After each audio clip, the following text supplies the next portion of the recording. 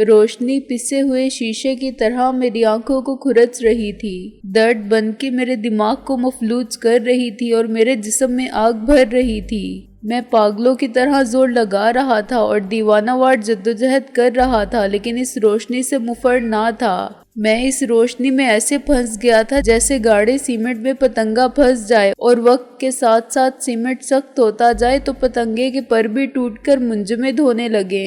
میں چیخ رہا تھا اور چودھری دلاور سمیت ان سب کو گالیاں دے رہا تھا جو میری اس حالت کا تماشا کہیں چھپ کر دیکھ رہے تھے یا میرے قریب ہی خاموش کھڑے تھے۔ بالآخر بے ہوشی مجھ پر سکون کا وقفہ بن کے نازل ہوئی۔ دوبارہ ہوش آیا تو میں پسینے میں تر تھا۔ وقت کا احساس تو پہلے ہی فنا ہو گیا تھا۔ اب مجھے بالکل معلوم نہ تھا کہ باہر کی دنیا میں دن ہے یا رات، اور میں بے ہوشی سے پھر ہوش کی دنیا میں کتنی دیر کے بعد لوٹا ہوں۔ مجھے سخت نکاہت محسوس ہو رہی تھی، میری سانس بھی تیز تھی، تاہم وہ روشنی خاموش تھی جس نے مجھے پیس کر رکھ دیا تھا۔ تم کچھ سوچ رہے ہو سکندر بخت؟ ایک اجنبی آواز نے اس اندھی خاموشی کو چیر دیا۔ میں اچھل پڑا، صرف محاورتاً، ورنہ اچھلنا تو درکنار، میں اپنی جگہ پر ہل بھی نہیں سکتا تھا۔ کیا تم سوچ رہے ہو کہ تعاون کرنا تمہارے حق میں بہتر ہوگا؟ آواز نے کہا۔ وہ انگریزی میں بات کر رہا تھا مگر اس کا لہجہ بالکل صاف نہیں تھا۔ میں حاصل اعتماد سے انگریزی کے مراٹھی، گجراتی، بنگالی اور پنجابی یا مدارسی لہجے کو شناخت کر سکتا ہوں۔ مجھے مخاطب کرنے والا جنوبی ہندوستان سے تعلق رکھتا تھا۔ تامل، تیلگو یا ملیالم بولنے والوں کے خطے کا تلفظ سب سے جدا ہے۔ میں جاننا چاہتا ہوں کہ تم کون ہو، میں نے گہری سانس لے کر کہا۔ تم کو صرف جواب دینے ہیں، سوال ہم کریں گے۔ وہ بولا۔ تم جواب میں کچھ بھی کہہ سکتے ہو، اس کے غلط یا صحیح ہونے کا پتہ ہم خود چلا لیں گے۔ تم کیا پوچھنا چاہتے ہو؟ ہم ترتیب وار سوالات کریں گے۔ یہ دوسری آواز تھی، غالباً کوئی بنگالی۔ سکندر بخت، تمہارا دوسرا نام کیا ہے؟ مجھے بچپن میں کبیر خان بھی کہتے تھے میرے والدین اور دوست۔ تم اپنا والد کسے سمجھتے ہو؟ صرف وزیر خان کو۔ مگر تمہیں معلوم ہے کہ وزیر خان نے صرف تمہاری پرورش کی تھی، ورنہ تم جنوبی ہندوستان کی ایک ریاست کے ولی عہد ہو۔ میں اس فضول بات کو نہیں مانتا۔ پیدائش کے وقت میں نے جس ماں کی گود میں آنکھ کھولی وہ وزیر خان کی بیوی تھی، اور جس شخص نے میرے کان میں اذان دی وہ وزیر خان تھا۔ میں نے کہا، اس سے حقیقت تو نہیں بدلتی۔ مدارسی بولا، اگر تم چاہو تو آج بھی اپنی ریاست میں لوٹ کر جا سکتے ہو۔ بنگالی نے کہا، ہندوستان میں اب کون سی ریاست رہ گئی ہے؟ مگر ریاستوں کے انضمام کے وقت جو کچھ حکمرانوں کو ملا وہ تمہیں مل سکتا ہے۔ بنگالی نے کہا، مجھے اس کی قطعی آرزو نہیں ہے۔ میں نے کہا، ویری ویل، کیا تم وزیر خان کے وارث کی حیثیت سے اس کے کاروبار اور اثاثوں کو اپنی تحویل میں لینا پسند کرو گے؟ مدارسی بولا، میں اس رشوت کو پہلے ہی ٹھکرا چکا ہوں، مجھے کچھ نہیں چاہیے۔ مگر اسی حق کے وراثت کے لیے تم نے اپنے والد کے پارٹنر میر شرافت علی کو قتل کر دیا تھا۔ وہ ایک جھوٹا الزام تھا، مجھے اس قتل میں ملوث کیا گیا تھا، لیکن ابھی تک کسی عدالت نے تمہیں بے گناہ قرار نہیں دیا۔ بنگالی بولا، میں جانتا ہوں کہ میں بے گناہ ہوں، صرف تمہارا جاننا کافی نہیں سکندر بخت، یہ قانونی معاملہ ہے۔ مدراسی نے کہا، تم اپنے والد کا قاتل کسے سمجھتے ہو؟ بنگالی بولا، کئی افراد کو، بہت سے لوگوں نے مل کر اس کے خلاف سازش کی تھی۔ میر شرافت علی کو تم نے قتل نہیں کیا تو پھر کس نے کیا تھا؟ مدراسی بولا، اس کے دل میں خنجر اتارنے والا ہاتھ استاد پیڈرو کا تھا، لیکن اس کے ہاتھ میں خنجر تھمانے والا چودھری دلاور تھا۔ میں نے کہا، تم نے ان دونوں سے قتل کا انتقام لینے کا ارادہ کیوں چھوڑ دیا؟ میرا انصاف خدا کرے گا، میں نے کہا، جو ایک گول مول جواب تھا۔ تم پر وزیر خان کے قتل کے اسباب کب واضح ہوئے تھے اور تمہارے خیال میں یہ اسباب کیا تھے؟ بنگالی نے پوچھا۔ چودھری دلاور کے ٹولے کا ناجائز کاروبار، میں نے کہا۔ تم اس ناجائز کاروبار کے بارے میں کیا جانتے ہو؟ وہ اسلحہ بناتا اور اسمگل کرتا ہے، میں نے بے خوفی سے کہا۔ اور یہ اسلحہ کہاں جاتا ہے؟ مشرقی بنگال کے تخریب کاروں اور علیحدگی پسندوں کو۔ یہ سب ایسے حقائق تھے جن کا اعتراف نہ کرنے سے مجھے کوئی فائدہ نہیں ہو سکتا تھا۔ گویا تم ہی سائی پاپڑ والے کی خانقاہ کو تباہ کرنے کے ذمہ دار ہو۔ وہ خانقاہ نہیں، تمہارا اسلحہ خانہ تھا، میں نے کہا۔ تم سیوک رام، کرما والی اور کرنل جگن ناتھ کے قتل کا اعتراف کرتے ہو؟ مدراسی نے کہا، ہاں وہ جاسوس اور غدار تھے، اور اپنی زمین پر مجھے یہ حق حاصل ہے کہ میں ایسے لوگوں کے ناپاک وجود کو ختم کر دوں۔ مجھے موقع ملے تو میں تم کو بھی زندہ نہ چھوڑوں۔ میں نے کہا، تم نے بہت سے اسلحے پر قبضہ بھی کر لیا تھا۔ بنگالی نے کہا، ہاں ہمیں اس کی ضرورت تھی۔ ہم کون؟ تمہارے ساتھی؟ بنگالی نے کہا، کیا تم ان ساتھیوں کے نام گنوا سکتے ہو؟ مدراسی نے کہا، تم سب کے نام جانتے ہو، پھر مجھ سے کیوں پوچھتے ہو؟ میں سوال دہراتا ہوں، کیا تم ان کے نام گنوا سکتے ہو؟ میں اپنی زبان سے کسی کا نام نہیں لوں گا۔ مدراسی نے ایک ایک کر کے سب نام لیے۔ تم سب نے تنظیم آزادی فلسطین آئرش لبریشن آرمی کی طرز پر ایک دہشت گرد تنظیم MRS کے نام سے بنا لی تھی۔ یہ ایک مضحکہ خیز حرکت تھی۔ تم ایسا کہہ سکتے ہو۔ اگر تم کو آزاد کر دیا جائے تو کیا تم کوئی سمجھوتا قبول کرو گے؟ اور اگر قبول کرو گے تو اس کی شرائط کیا ہوں گی؟ تم نے ابھی ہماری تنظیم کو مضحکہ خیز قرار دیا تھا، اب اسی کے ایک نمائندے سے مصالحت کی پیشکش میں اتنے سنجیدہ کیوں ہو؟ میں نے کہا، یہ ہو سکتا ہے کہ تم اور رابعہ لندن چلے جاؤ، محسن اور شہلا بھی تمہارے ساتھ رہیں تو کوئی حرج نہیں۔ تم کو رہائش اور معقول ملازمت کے ساتھ برطانوی شہریت مل جائے گی، پھر باقی سب لوگ اپنی پرانی زندگی کی طرف لوٹ جائیں گے۔ استاد ٹیڈی، غالب اور نازو، میں ان شرائط کو مسترد کرتا ہوں، تمہیں ایسا ہی کرنا ہوگا۔ مدراسی بولا، ہم سب کو باری باری رضامند کر لیں گے۔ بنگالی نے کہا، پرویز وکٹر کے گھر سے تمہیں کیا معلومات حاصل ہوئی تھی؟ تم نے ایک بھڑیا کو وہاں جاسوسی کے لیے بھیجا تھا، وہ بھڑیا کون تھی؟ مدراسی نے کہا، میں نے کوئی جواب نہیں دیا۔ کیا وہ رابعہ تھی؟ مدراسی نے کچھ دیر بعد پوچھا۔ وہ شہلا تھی۔ میں نے یہ سوچ کر کہا کہ سب سے زیادہ محفوظ وہی تھی۔ میں نے وہ سب کچھ بتا دیا جو ہمیں نازو کو وکٹر فیملی کے گھر میں بھیج کر معلوم ہوا تھا۔ اس معلومات کی اب کوئی اہمیت نہیں رہی تھی، وہ لوگ اپنا پلان بدل چکے تھے، اور میرے سچ بولنے سے وہ یقین کر سکتے تھے کہ جاسوس بن کے اندر پہنچنے والی عورت شہلا ہی تھی، نازو نہیں تھی۔ نہیں، وہ رابعہ بھی نہیں تھی اور شہلا بھی نہیں تھی، تم جھوٹ بول رہے ہو۔ مدراسی بولا، یہ تمہاری مرضی ہے کہ جسے چاہو جھوٹ مانو اور جسے چاہو سچ۔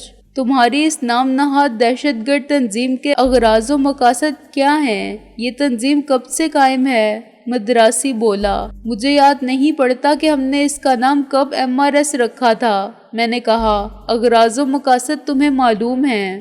MRS سے پہلے یہ تنظیم کیا تھی؟ وطن کے ناموس کی خاطر اور اس کی سرحدوں کی حفاظت کے لیے جان کی بازی لگانے والے چند دوست جو سرزمین پاکستان سے غداروں اور وطن فروشوں کا خاتمہ کرنے کا عہد کر چکے تھے۔ میں نے کہا، اور اب اس کی قوت کیا ہے؟ وہی اتحاد، یقین محکم اور تنظیم کے اصول، خلوص نیت، خدا پر بھروسہ اور سرفروشی کا جذبہ۔ میں نے کہا، اس جملے میں صرف خوبصورت الفاظ ہیں، میں مادی قوت کی بات کر رہا تھا۔ مدراسی نے کہا، تمہاری اس تنظیم کے حروف MRS سے کیا بنتا ہے؟ اگر میں سچ بولتا تو یہ جواب نہایت مضحکہ خیز ہوتا، کیونکہ MRS سرے سے کوئی تنظیم ہی نہ تھی، یہ تو در حقیقت ہمارے ایک جذبے کا نام تھا، ایک عہد اور ایک مشن کا نام تھا جس میں سب برابر کے شریک تھے۔ مگر مذاق میں ہم نے محسن، رابعہ اور سکندر کے ناموں کے ابتدائی حروف لے کر ایک نام گھڑ لیا تھا جو PLO کی طرح بہت بھاری بھرکم اور متاثر کرنے والا لگتا تھا۔ اس کے ابتدائی ارکان ہم تھے۔ سب سے پہلے شکاری مجھے گھیر کر لائے تھے، محسن میرے ساتھ تھا اور پہلی مدد رابعہ نے کی تھی۔ اس کے بعد ہمارا ساتھ دینے والے استاد ٹیڈی، شہلا، نازو اور غالب کسی طرح بھی ہم سے کم اہم نہ تھے، مگر وہ نام زبان پر ایسا چڑھا تھا کہ ہم اپنی اجتماعی قوت کو MRS کہنے لگے تھے۔ یہ بالکل ایسی ہی بات تھی جیسے عظیم موجد اور سائنسداں رانجن کو جب اپنی دریافت کردہ پراسرار شعاعوں کا کوئی نام نہ سوجھا تو اس نے انہیں ایکس رے کہنا شروع کر دیا، جو آج تک ایسے ہی چل رہا ہے۔ اب ایک سنگین صورتحال میں اس سوال کا جواب دینا مشکل ہو گیا۔ مدراسی نے کہا، کیا تم نے سوال نہیں سنا؟ میں نے کہا، MRS کا مطلب ہوتا ہے mother land reform society. Madrasi نے کہا، ریفارم؟ گویا تم جو کچھ کر رہے ہو یہ اصلاح ہے۔ ہاں، اردو میں تم اسے تنظیم اصلاح وطن کہہ سکتے ہو۔ مدراسی بولا، تم نے اصلاح کا کون سا کام کیا ہے؟ میں نے کہا اصلاح کے لیے ہی سب کچھ ہے۔ سب سے پہلے دشمنوں کی اصلاح، ان کے دماغ کی اصلاح، نیت کی اصلاح، پھر وطن پرستوں کی نگاہ کی اصلاح جو دشمنوں کو نہیں پہچانتی، ان کے جذبہ ایمان و اتحاد کی اصلاح۔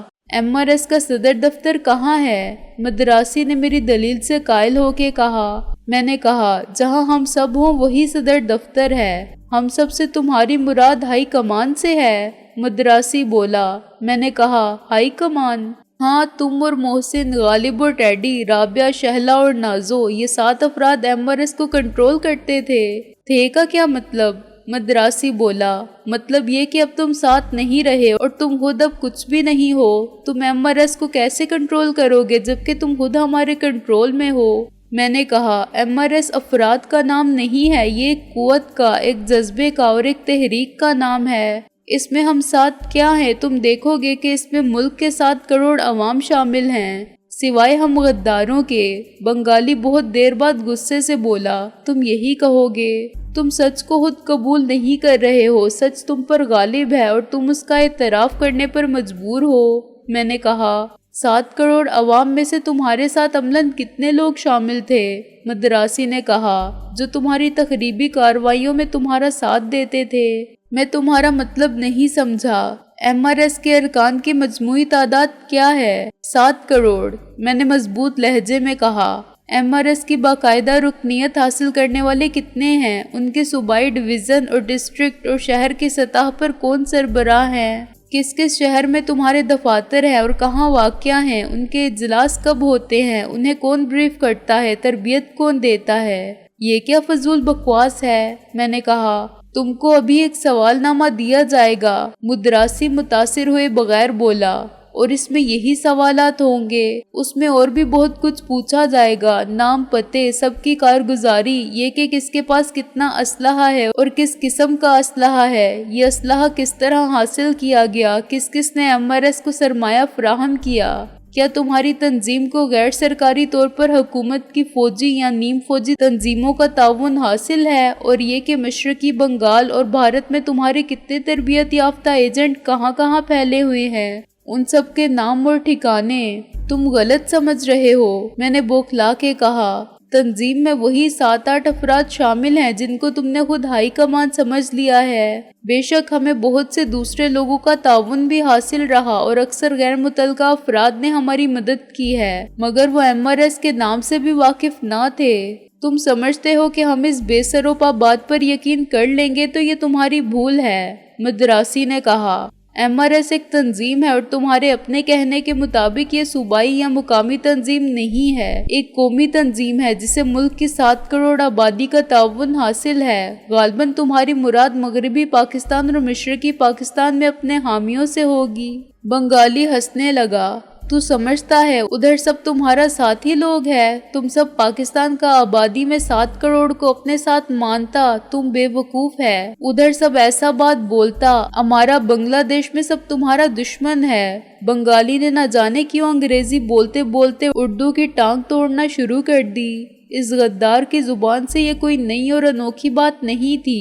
علیحدگی پسندی کے رجحانات رکھنے والے ایسی ہی باتیں کر رہے تھے اور ان کے سستے جذباتی نعرے مشرقی پاکستانی کے سیدھے سادے مسلمانوں کو گمراہ کر رہے تھے۔ یہ وہی مسلمان تھے جنہوں نے تقسیم کے وقت مسلمانوں کے علیحدہ وطن کی خاطر خون کی قربانی دینے سے بھی دریغ نہیں کیا تھا۔ آج یہ کیسے ممکن تھا کہ وہی مسلمان اپنے مغربی حصے کے بھائیوں سے الگ وطن کا مطالبہ کرنے لگتے؟ انہیں غلط اعداد و شمار سے، سیاسی چال بازیوں سے اور بے بنیاد مگر مسلسل پروپیگنڈے سے یہ تاثر دیا جا رہا تھا کہ ان کا استحصال ہو رہا ہے۔ سنہرے ریشے کی سرزمین کی تمام آمدنی کو مغربی حصے کی خوشحالی پر صرف کیا جا رہا ہے اور ان کے حصے میں بھوک اور سیلاب کی تباہ کاری، فاقہ کشی اور بے روزگاری کے سوا کچھ نہیں آ رہا ہے۔ 6 نکاتی پروگرام کو ایک منظم سازش کے تحت بنگال کے عوام کا نعرہ بنایا جا رہا تھا، حالانکہ ان سچے پاکستانیوں کے دل سے وہی پاکستان زندہ باد کی صدا نکلتی تھی، مگر یہ عالمی سیاست کے شوریدہ گروہ کا کمال تھا کہ وہ اسی آواز کو بدل کے نکال رہے تھے۔ میموکر جی یہ جو کچھ انہوں نے کہا، مدراسی نے غیر ارادی طور پر منہ سے نکل جانے والے نام پر خفت سے کہا۔ سوال یہ نہیں کہ پاکستان کے دونوں حصوں کی مجموعی آبادی میں سے 7 کروڑ تمہارے ساتھ ہیں یا 8 کروڑ۔ میرا مقصد تھا کہ تم پہلے مغربی پاکستان کے بارے میں بتاؤ۔ یہاں تمہاری تنظیم کہاں تک پھیلی ہوئی ہے؟ پشاور سے کراچی تک تمہارے کتنے ایجنٹ ہیں؟ کیا تم پاگل ہو گئے ہو؟ میں نے کہا، اس تنظیم میں جو کچھ ہے ہم ہیں اور کوئی نہیں۔ جیسا کہ میں نے پہلے کہا، ہم ایسی مضحکہ ہے اس بات پر یقین نہیں کر سکتے۔ MRS صرف 7 ارکان پر مشتمل ہے، مدراسی بولا، جو اپنے لہجے اور اعتماد کے باعث تفتیشی ٹیم کا سربراہ لگتا تھا۔ 4 مرد اور 3 عورتیں مل کر کوئی دہشت گرد تنظیم نہیں بنتے۔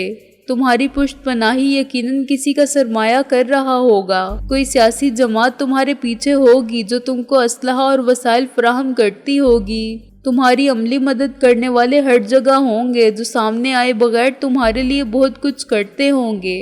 ہم نے دنیا بھر کی دہشت پسند تنظیموں کی نظریاتی اساس، طریقہ کار اور کارکردگی، نیچے سے اوپر تک کے تنظیمی ڈھانچے کی ساخت، عوامی سطح پر اس کے فعال ہونے کے اسباب اور عالمی سطح پر ان کے روابط کا بغور مطالعہ کیا ہے۔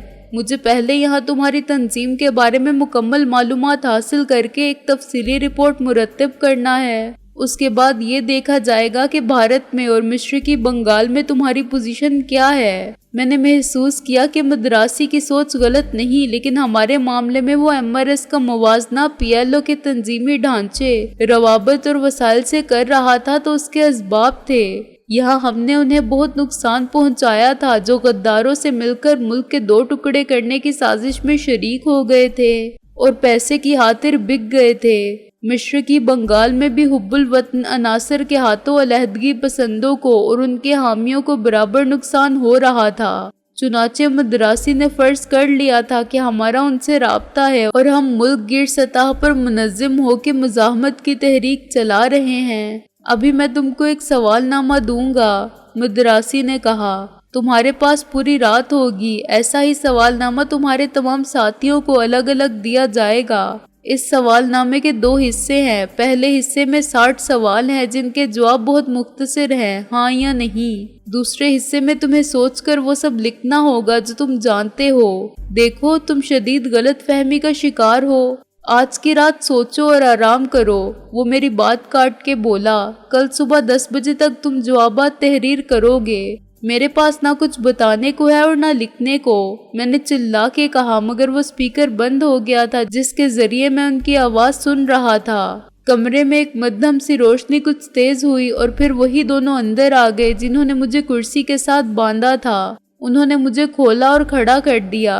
میں تھوڑا سا لڑکھڑایا کیونکہ اتنی دیر تک بندھے رہنے کے بعد میرے ہاتھوں اور پیروں کے رگ پٹھے اکڑ گئے تھے۔ انہوں نے مجھے دھکیلا تو میں چل پڑا۔ بے اختیار میری نگاہ اس شیشے کے دروازے کے پیچھے گئی جہاں میں نے رابعہ کو دیکھا تھا۔ تھوڑی سی روشنی وہاں پہنچ رہی تھی لیکن وہاں اب کوئی نہیں تھا۔ میرے دونوں محافظ مجھے اس عذابگاہ سے نکال کر ایک خوابگاہ میں لے گئے۔ خوابگاہ 7 فٹ لمبے، چوڑے اور اونچے کمرے یا کوٹری کا نام تھا جس کی چاروں دیواریں ایک جیسی سپاٹ اور مضبوط تھی۔ دیواروں پر رسماً چونے کی کوچی پھینٹ دی گئی تھی تاکہ پلستر کا سیاہ رنگ ختم ہو کے روشن ہو جائے۔ اوپر چھت بھی ایک دیوار ہی محسوس ہوتی تھی جو میرے اور آزادی کے درمیان حائل تھی، جو میری زمین کو آسمان سے جدا کرتی تھی اور مجھے محبوس ہونے کا احساس دلاتی تھی۔ میرا ذہن اسے چھت نہیں مانتا تھا۔ گھروں کی چھت بہت بلند اور بہت مہرباں ہوتی ہے۔ آدمی گھر کی دیواروں کو چھو سکتا ہے مگر چھت کو آسمان کے نیچے ایک اور سائبان کی پناہ کے طور پر دیکھ سکتا ہے یا محسوس کر سکتا ہے۔ اس چھت کو میں اپنے ہاتھوں سے چھو سکتا تھا اور اس کی سختی کو اور بے رحمی کو محسوس کر سکتا تھا۔ دیواروں کے اوپر والے ایک جوڑ پر ٹیوب لائٹ کی لکیر روشن تھی جس کے تار پیچھے والے روشن دان سے گزر کے باہر جا رہے تھے۔ روشن دان کی لمبائی 2 فٹ اور چوڑائی 8 انچ کے قریب تھی۔ ٹیوب لائٹ اس کی چوڑائی کو 2 حصوں میں تقسیم کرتی تھی اور لمبائی کے رخ پورے روشن دان پر پھیلی ہوئی تھی۔ 2 فٹ کی ٹیوب لائٹ کا اجالا اس کمرے کے لیے کافی تھا۔ روشن دان میں کوئی سوراخ یا جالی نہیں تھی، اس کے سامنے ٹیوب لائٹ کی رکاوٹ ضرور تھی، اگر میں اسے توڑ دیتا تب بھی 8 انچ کی چوڑائی سے نہیں گزر سکتا تھا۔ روشن دان سے ہی مجھے اندازہ ہوا کہ دیواریں 6 انچ موٹی ہیں۔ میرے پاس ایک کیل بھی ہوتی تو میں چنائی سے ایک اینٹ الگ کر دیتا اور رات بھر میں دیوار کے شگاف سے نکل جاتا، لیکن میرا سارا اثاثہ ایک ریوالور تھا جسے میں باہر نکالنے سے گریز کرتا آیا تھا اور منتظر تھا کہ اس کے استعمال کا مناسب وقت آئے۔ شاید وہ وقت کبھی نہیں آئے گا، اور جب آئے گا تو ریوالور مجھ سے چھینا جا چکا ہوگا۔ میں نے مایوسی کی کیفیت میں سوچا۔ فرش پر ایک بستر بچھا ہوا تھا، بستر صاف اور آرام دہ تھا، اس کے تکیے پر ایک قلم اور ایک کاپی رکھی ہوئی تھی۔ کاپی 32 صفحات والی تھی جو شاید 4 آنے میں ملتی تھی۔ اسے کھول کر دیکھے بغیر میں نے جان لیا کہ یہی وہ سوال نامہ ہے جس کے جواب مجھے صبح 10 بجے تک تحریر کرنے ہوں گے۔ اگر میں نے جوابات نہ دیے تو کیا ہوگا، غلط جوابات دیے تو کیا ہوگا، اور بالفرض محال سب کے صحیح جوابات لکھ دیے تو کیا ہوگا۔ یہ اضافی سوالات میرے ذہن میں تھے مگر ان کا کوئی جواب میرے پاس نہیں تھا۔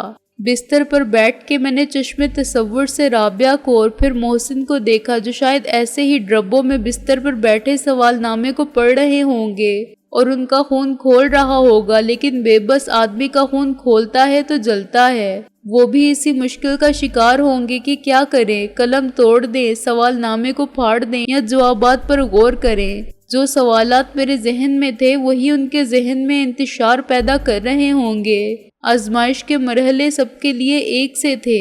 اچانک دروازے کے قفل نے باہر سے کسی کے آنے کی خبر دی، پھر در زنداں کھلا اور ایس پی سراج اندر آ گیا۔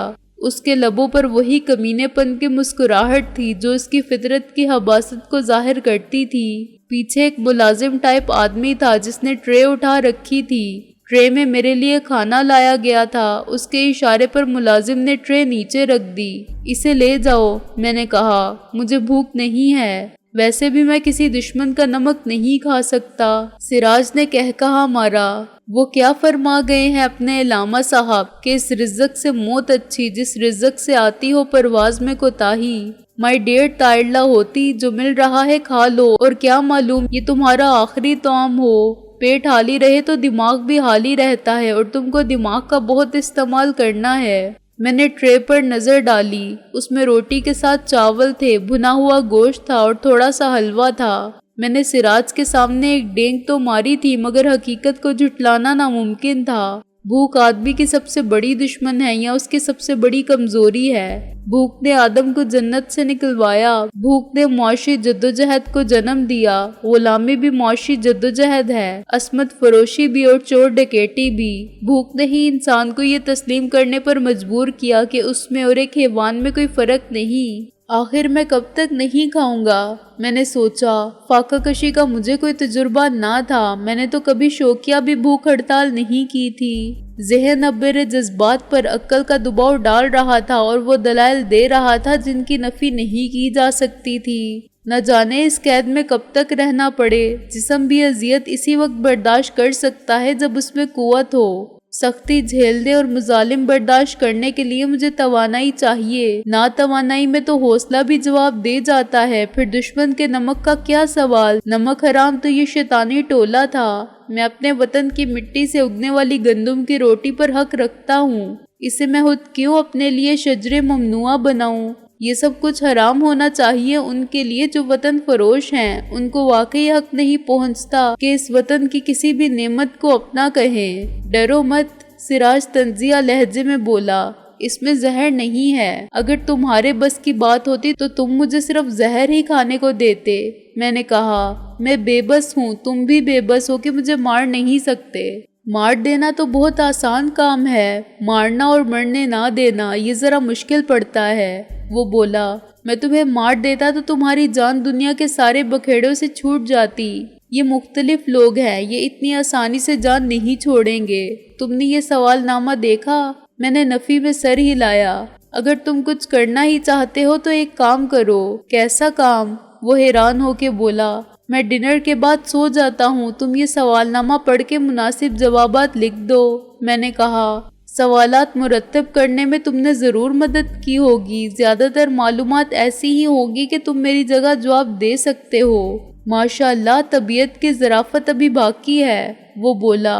ابھی کچھ نہیں ہوا نا، کل رات مزاج پوچھیں گے اور دیکھیں گے زبان سے پھول جڑتے ہیں یا کانٹے۔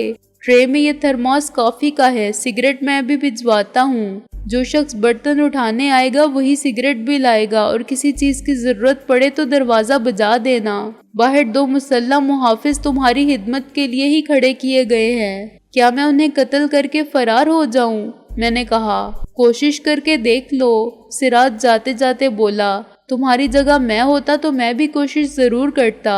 دوسرا راستہ روشن دان کا بھی ہے، تم سمٹ کر بلی کے برابر ہو جاؤ تو ادھر سے نکل سکتے ہو۔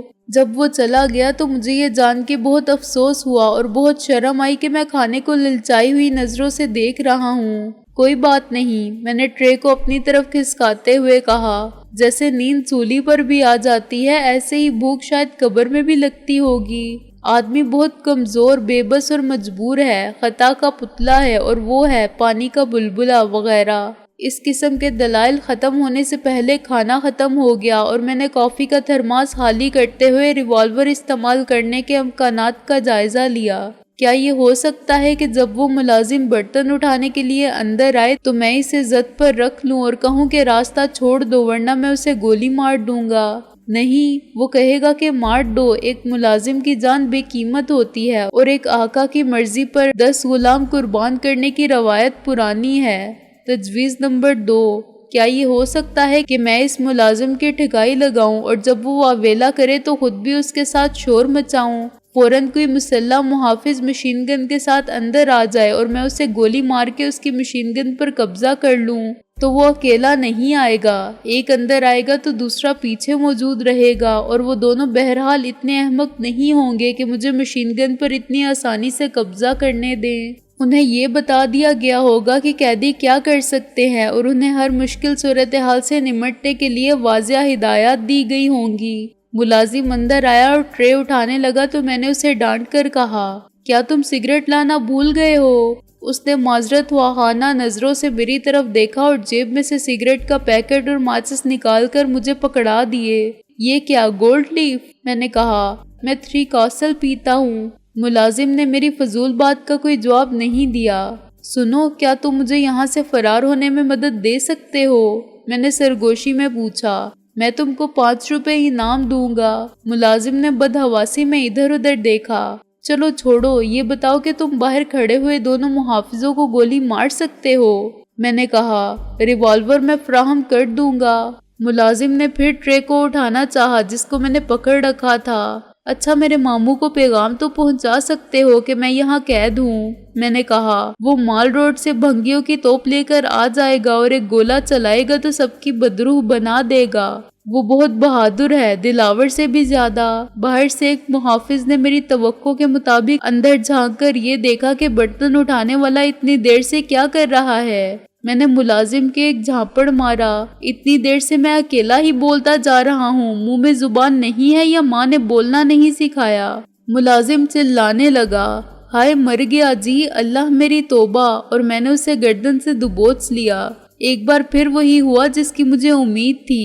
مشین گن والا محافظ اندر آ گیا، اس کے بالکل پیچھے 2 قدم سے دوسرے محافظ نے بھی اپنی مشین گن کا رخ میری طرف کر دیا۔ ملازم ٹرے اٹھا کے بھاگا۔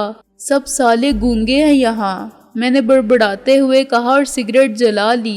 دونوں محافظ لوٹ گئے اور دروازہ باہر سے مقفل ہو گیا۔ تو گویا فرار ہونے کے امکانات 0%۔ میں نے اس تجربے سے حاصل ہونے والے نتائج کی روشنی میں سوچا، کہیں سے غیبی امداد پہنچنے کے امکانات 0%، بہادری سے مقابلہ کر کے نکل جانے کے امکانات 0%، مجموعہ 0%۔ ان حالات میں سوال نامے کا مطالعہ کرنے کے سوا کیا کر سکتا تھا؟ میں نے اسے کھول کر دیکھا۔ اس کے پہلے حصے کے 60 سوالات 6 صفحات پر پھیلے ہوئے تھے، دوسرے حصے کے 10 سوالات 7ویں صفحے پر درج تھے اور باقی 25 صفحات خالی چھوڑ دیے گئے تھے کہ میں جتنا زور قلم صرف کرنا چاہوں کر لوں۔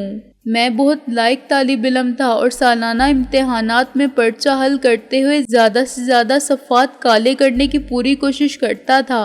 جہاں دوسرے ایک امتحانی کاپی سے کام چلا لیتے تھے، وہاں میں 2 یا 3 کاپیاں بھرتا تھا اور بہت خوش ہوتا تھا کہ دوسروں سے 2 گنا یا 3 گنا قابل ہوں۔ مگر مجھ سے زیادہ لائق لڑکے ایک امتحانی کاپی بھر کے زیادہ نمبر لے جاتے تھے۔ آج پھر ایک امتحان درپیش تھا۔ کاش مجھے معلوم ہو سکتا کہ دوسرے کیا کر رہے ہیں، ان کا ذہنی رد عمل کیا ہے۔ اگر میں ان سے مشورہ کر سکتا تو ہم مشترک لائحہ عمل اختیار کر سکتے تھے، لیکن دشمن نے یہی تو چال چلی تھی۔ ہمارے جوابات سے جھوٹ سچ الگ ہو جائے گا۔ ویسے مجھے پوری امید تھی کہ محسن اور رابعہ بھی وہی کریں گے جو میں کروں گا۔